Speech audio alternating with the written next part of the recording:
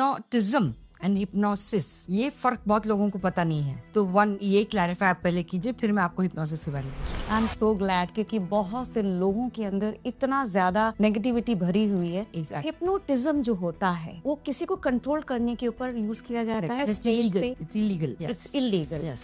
जैसे बहुत से लोग आते हैं कहते हैं अरे मेरी चेन खिंच गई, मैंने किसी को दे दिया, तो because they are hypnotised. Correct, ये एक इंसान के विरुद्ध काम होता है। ठीक है, हिप्नोथेरेपी यानी आपका उपचार हो रहा है, आपका इलाज हो रहा है, यहाँ आग के मुताबिक आपके ऊपर काम किया जा रहा है, तो ये दो डिफरेंस बहुत जरूरी है। और बिसाइड्स ये भी मुझे पता है कि हिप्नोसिस में आपका कॉन्शियस माइंड है, अगर किसी ने आपके साथ कोई चालाकी की या कुछ ऐसी बातें की तो आप उठ सकते हैं, उसको थप्पड़ मार के बाहर निकल सकते हैं, जो हिप्नोटिज्म में नहीं होता। बिल्कुल That's सही। a very big difference in that. कई मर्तबा लोग हिप्नोसिस स्टेट में नहीं जाते, माइंड कभी कभी बहुत एक्टिव हो या for whatever reason, strong mind हो या जो, they don't go in the state of hypnosis, तो आप तब उनके साथ इलाज कैसे करेंगे? ओके, सबसे बड़ी बात तो ये है कि जब इंसान शांत नहीं हो पा रहा है, इसका मतलब उसका मन बहुत चल रहा है ना, तो उसके लिए हम एक काम करते हैं, उसको कुछ दिनों के लिए एक टास्क देते हैं जिसमें कि कुछ दिन के लिए मेडिटेशन करना, बहुत सी ऐसी माइंडफुलनेस एक्टिविटीज देते हैं।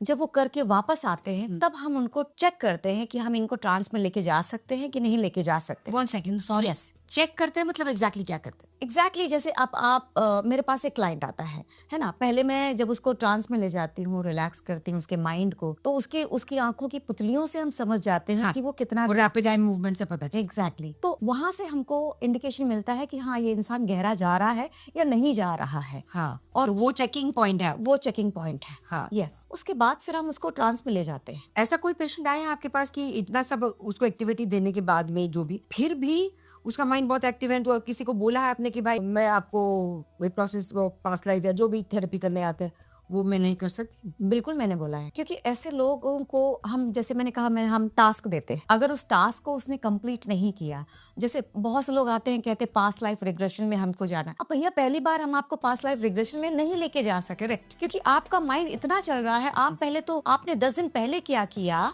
हम वो पहले चेक करते हैं। पहले तो ये 10 दिन का रिग्रेशन में लेके जाते हैं कि what did you do last Sunday, do you remember, तो उनको याद नहीं रहता है, मतलब उनके माइंड में बहुत क्लटर भरा हुआ है, you know, so it becomes difficult for us कि correct as a therapist to go take them into that subconscious state of mind, तो तब आप उनको स्ट्रेट अवे बोलते हैं कि this is not going to be possible. बिल्कुल।